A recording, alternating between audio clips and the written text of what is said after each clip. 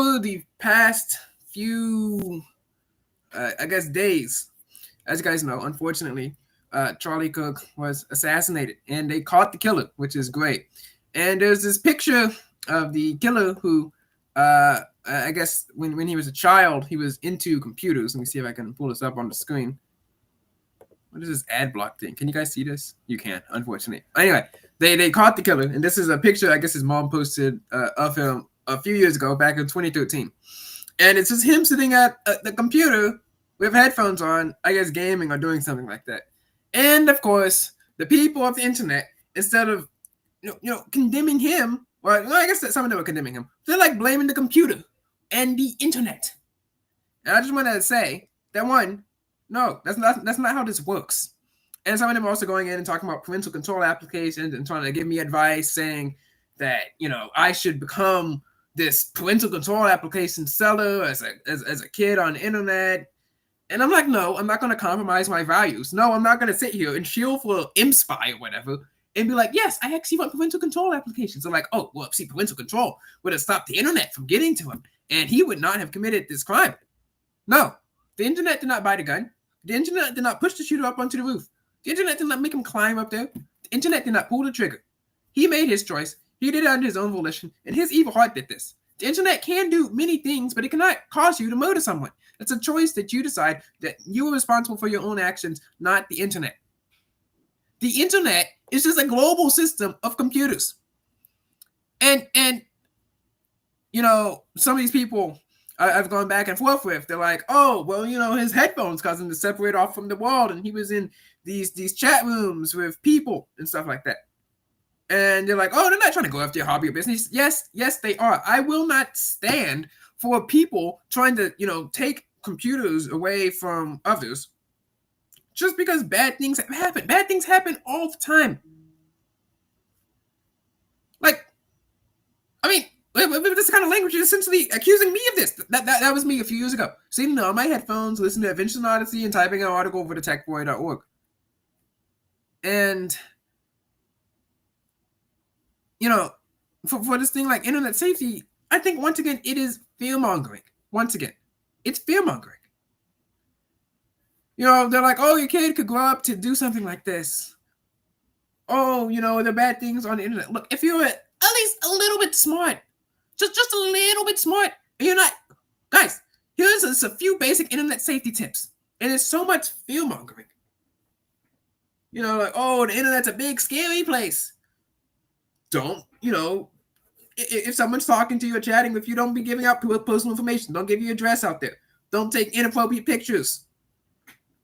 If you're in a room and some people talking about, trying to commit some crimes, leave.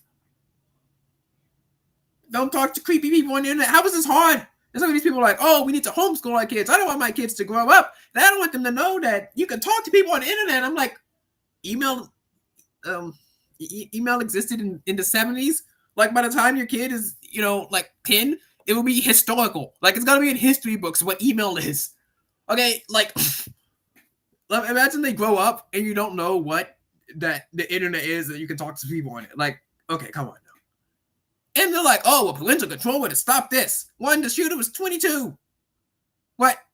Parental control when he's at college? And B, no, it wouldn't. If you're planning to commit crimes over the internet and if you know that your phone is tapped, if you're planning to commit a crime that grave, assassination, you don't think that he might, steal someone else's phone and connect to a public Wi-Fi hotspot and so that his phone's not tapped? If someone is going to do that, parental control is not going to stop you. It's not going to stop you from doing this. They're just going to leave. What do they expect? Like, these people think that the internet is some sort of all-powerful entity that can simultaneously cause someone, actually force someone to do it, to kill someone. Like, internet, like, got in him. And some people call it the computer demonic. The computer did this. It possessed him and caused him to, commit the assassination. But the internet also, these parental control tools will magically get into his heart and tell him not to do this. Now, this is what the Bible says. Jeremiah 17:9. The heart is deceitful above all things and desperately wicked. Who can know it? And guys, guess what? The first sin after Eve and Adam ate the fruit was murder. That's the first sin that was recorded in the Bible. And the internet did not exist. Cain's own evil actions caused him to do this. It was Cain's fault. It was on Cain. Not the internet, not the trees, not Abel, not Adam and Eve, not Seth, none of these people. I mean, if you think about this, there's barely anyone there. It says him and his brother and his mom and dad. And the trees and the goats and the lambs. And he still committed murder. He's killed his own brother. The internet did not do this. He did it. His evil heart did it. And I'm not going to stand here and have these people talk about, trying to lock up all these kids, force them to not know that you can communicate over the internet. And I'm also not going to stand here and sue for parental control applications. Look, this company is for teens by teens. I am not your poster child. I'm not your poster child. This isn't plugged in. I'm not focused on the family. I'm not Keys for Kids. I'm none of these people. We're not a ministry here. I'm going to say what I believe on here. And I don't believe in these applications. Could you imagine if in the 80s, you telling your secrets to your best friend, you're talking to your friend, and your friend got subpoenaed for your parents and had to write out all your transcripts, or if your diary got leaked and things of this nature as well? Do I think that parental control applications could have stopped this? No. Because the guy who did it was in his 20s. Do I think that there are some kids who should not be on the internet? Absolutely. There are a bunch of dummies out there. But do I think, and will I advocate for taking away opportunities from other kids who can do something when they're 13 and start a company and start a website and learn something about computers? No, I'm not going to advocate for that. Am I going to advocate for myself to get spied on? No. What do you people expect me to do here? No, I'm not going to sit here and advocate. Hey, guys, I want this malware on my computer. Okay, this is not an audio drama. This is not oh, guys, go talk to your parents. This is how internet safety is. Talk to your parents and tell them that you want the computer be in the living room and you want the software on here and it's going to log your keystrokes and you want this because it's supposed to keep you safe. No! This isn't an audio drama where they have this idealistic, family's amazing, let's all spy on each other thing. This isn't some sort of ministry. This isn't, those people who are trying to sell the software to the internet is a big, bad, scary place. In New York, 3 years ago, this kid died after such and such happened on the internet and her parents didn't know. Respectfully, it's fear-mongering. The reason you hear these internet, the reason you hear about all these kids to do this is because it's newsworthy. The New York Post is not going to run some story about kid returns home to school safely after 105th day of school. He has a 97 in algebra, 85 in chemistry, and, he has a C in physics, but he's getting tutored. News at 11. No, in my post, it's either going to run kid kidnapped after talking to stranger on the internet at 12 o'clock, and her parents were looking for her. It's a travesty. It's one of 5 kids or whatever the number is. Maybe 1,000, but it's millions and millions of kids in the United States where that happens to. The New York Post may run some weird story I had foot fungus and my boyfriend broke up with me. Or something like that. CNN may run some story about, some kid that, got kidnapped or whatever. But they're not running stories about kids who, sit here and have a podcast and no one listens to. They're not running stories about kids who play internet games, video games, and nothing happens to them. They're not running stories about this because it's not profitable. No one wants to read that. No one's going to read that. And there's other people on the internet being obsessed with your computer is actually a bad thing. You should have been outside with your friends playing. Yes. Okay, guys, you think there's a reason I was obsessed with my computer? You think I just didn't want to go outside and play with kids? There was no one here. There was no one around here. And they're oh, well, your parents should have moved. Oh, I'm sorry. It's either a $185 computer or a $185,000 house with 1 bedroom in it. Oh, well, You shouldn't have been on your computer listening to Adventures in Odyssey and, writing your little website. No, sir. No, sir. You should have been outside playing with the other kids.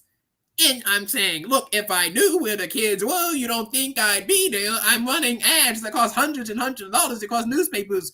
Okay, if I knew where they were, you don't think I'd go there? And we know I can do it. And Kate says foot fungus. Yes, very funny. Like, have you ever seen the front page of the New York Post? Hilarious. Kate, like, I know I can do it. Let's not forget that I went to the park and met kids. But guys, guess what? Here, where I live now, there is a park, but no kids go there. What do you expect them to do? Spawn out of the ground? Like what? You think, for instance, they're going to spawn out the ground? You click a button, boom. Or you just sit at a computer. Yeah. And I look at the map and I say, there's no kids here. So there's no point. At least I might as well put my mind to something productive. But it's fear-mongering. It's fear-mongering in the cybersecurity industry. It's fear-mongering in the parental control industry. It's fear-mongering all the time in the news industry. They're trying to fear-monger you. And it's on both sides as well. Some of these kids are using the argument of why they want cell phones in school. And I believe that their pleas are valid. But they're like, oh, well, there might be a, school shooting. Yeah. School shootings get tons of coverage. But they are very rare.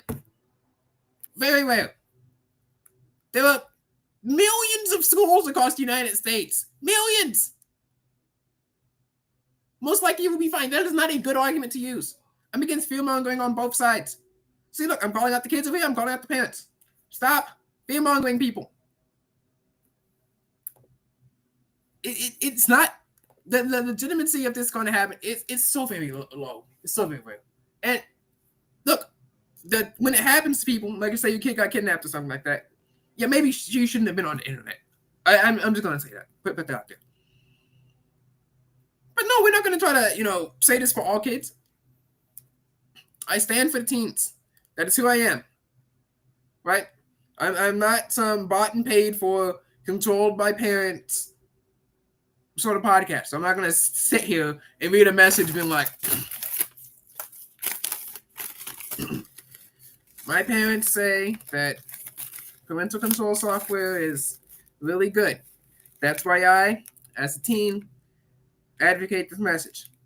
I'm the tech boy, and I approve this message. No, I'm not going to say I'm going to do that. Unless they pay me. Then, like, if they pay me like lots of money, then yeah, sure, I'll show for any parental control software that you want. Sorry, kids. It's not like any of y'all listening to this anyway, so it doesn't matter.